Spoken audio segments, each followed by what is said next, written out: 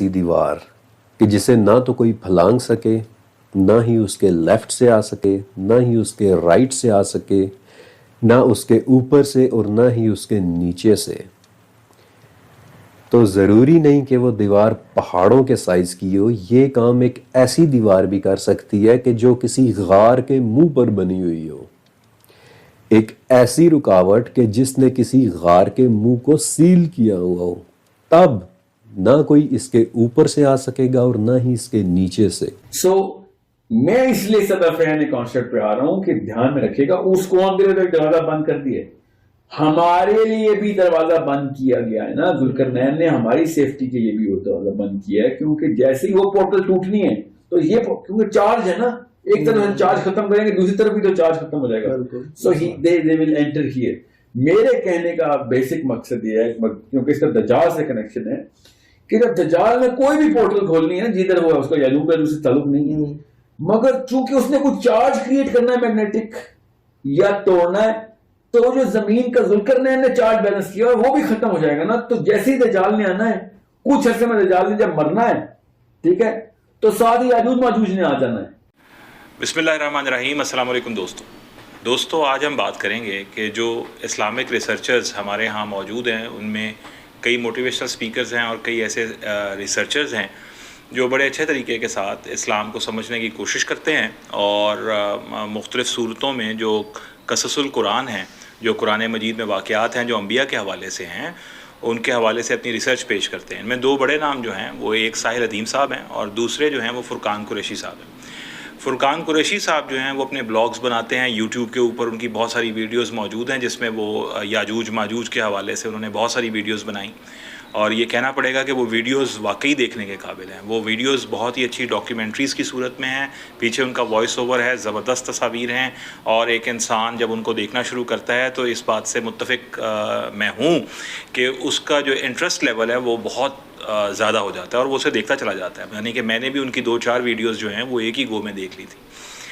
اسی طرح ساحل ادیم صاحب ہیں. ساحل ادیم صاحب کوئی ڈاکیومنٹری تو نہیں بناتے، لیکن ساحل ادیم صاحب اپنے ویوز رکھتے ہیں جو وہ مختلف اپنی جو ٹاکس ہوتی ہیں یا مختلف انٹرویوز ہوتے ہیں اس کے اندر وہ بیان کرتے رہتے ہیں. اور وہ بھی ہم سب جانتے ہیں، جو ان کو سنتے ہیں ہم سب جانتے ہیں کہ سورہ کہف کے حوالے سے ان کا ایک اپنا تھیسس ہے جس کو وہ اکثر بیان کرتے نظر آتے ہیں. یاجوج اور ماجوج جو ہیں ان کے حوالے سے ان کی لوکیشن اور اسپیشلی اس دیوار کا تذکرہ جو 2 پہاڑوں کے درمیان بنا دی گئی تھی حضرت ذوالقرنین کی طرف سے، تو وہ قرآن مجید میں موجود ہے. قصص القرآن ہے، تمام مسلمان اسے جانتے بھی ہیں، پڑھتے بھی ہیں اور اس کو سمجھنے کی کوشش بھی کرتے ہیں. لیکن بہت سارے مسلمان جو ہیں وہ اس پر صرف ایمان رکھتے ہیں کہ ہاں ایسی دیوار اگر قرآن میں موجود ہے اس کا ذکر تو ہمیں اس کو ماننا ہے، اور اگر قرآن مجید میں اس کا ذکر ہے اس کا مطلب ہے کہ حضرت ذوالقرنین نے ضرور اسے تعمیر کی ہوگی. اور اگر قرآن میں موجود ہے تو لازمین جو یہ ذوالقرنین علیہ السلام نے دیوار تعمیر کی ہے یاجوج ماجوج اور عام لوگوں کے درمیان ایک پروٹیکشن کا کام کرتی ہے. لیکن یہ بات اس وقت آگے بڑھ جاتی ہے جب ریسرچرز اس کے بارے میں سوچتے ہوئے خود ہی سوالات اٹھاتے ہیں، اور وہ کہتے ہیں کہ اگر دنیا میں ایک دیوار 2 پہاڑوں کے درمیان قائم بھی کر دی جائے تو وہاں سے دوبارہ کہیں ان کی دوسرا کوئی راستہ لے کے اتنی بڑی مخلوق یعنی یاجوج اور ماجوج کیوں نہیں آ سکتے. اس میں ساحل ادیم صاحب کا جو موقف ہے وہ یہی ہے کہ اگر صرف ایک دیوار کے معنی میں قائم کی گئی ہے تو 2 پہاڑوں کے درمیان موجود دیوار کے باوجود کیا یاجوج ماجوج جو ہے وہ اپنی وزڈم یوز کرتے ہوئے دوسری طرف سے نہیں نکل سکتے تھے؟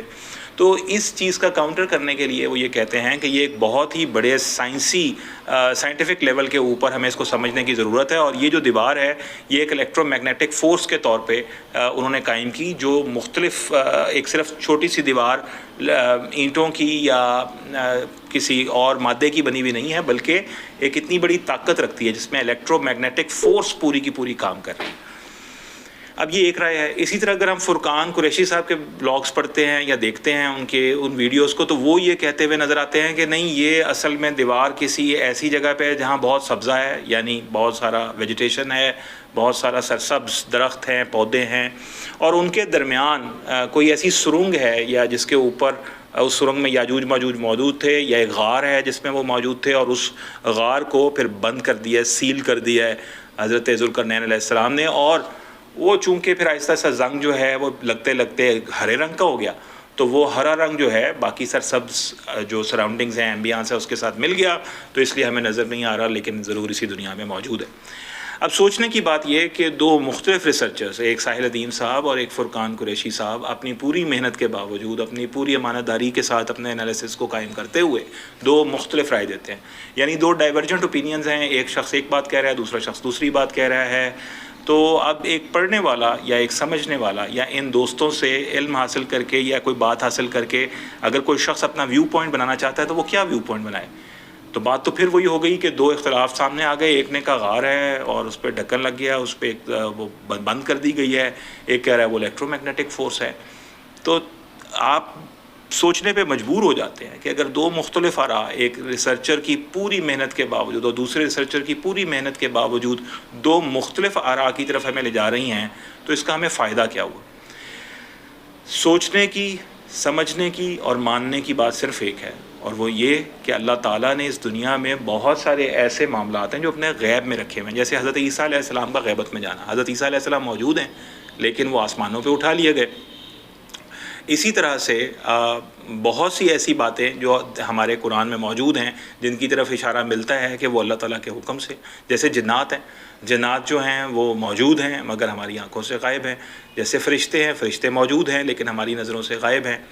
انبیاء کرام جن کی ہم نے آج تمام تعلیمات پڑھتے ہیں، سمجھتے ہیں اور مانتے ہیں، زمانی اعتبار سے وہ آج موجود تو نہیں ہیں ہمارے سامنے. ایک وقت تھا جب وہ آئے اور اس کے بعد انہوں نے تعلیم دی، وہ تعلیم ہم تک پہنچی.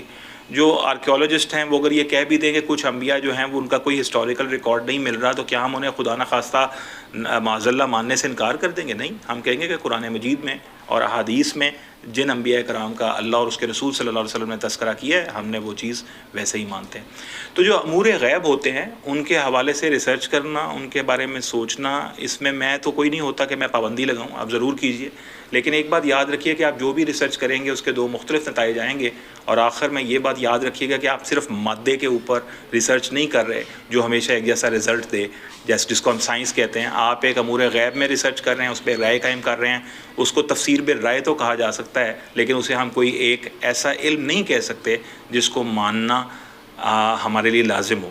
ہم ایک ایسا علم بھی نہیں کہہ سکتے جس کا نتیجہ ہر بار ایک جیسا ہے، اور ہم ایسا علم بھی نہیں کہہ سکتے جس پہ تمام لوگوں کا ایک ہی وقت میں اتفاق ہو جائے.